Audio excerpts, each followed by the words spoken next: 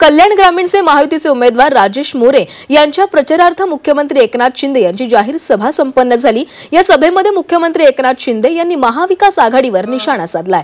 उद्धव ठाकरेंनी खुर्चीच्या मोहापायी भाजप शिवसेनेची युती तोडल्याचा आरोप यावेळी एकनाथ शिंदे यांनी केलाय।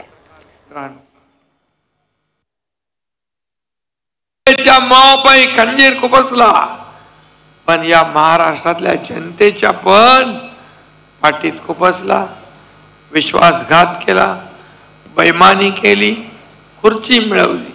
काय मिळवलं? काय झालं? सोन्यासारखी माणसं तुमची निघून गेली। आज 50 आमदार सत्ता सोडून गेले। महायुतीचं सरकार, या महाराष्ट्रातल्या जनतेच्या मनातलं सरकार या ठिकाणी आपण आणलं। एक उठाव झाला, संघर्ष झाला, सोपं काम नव्हतं, परंतु तुम्ही एकनाथ शिंदेला हलक्यात घेतलं। एकनाथ शिंदेने तुमचं सरकार पलटवून टाकलं।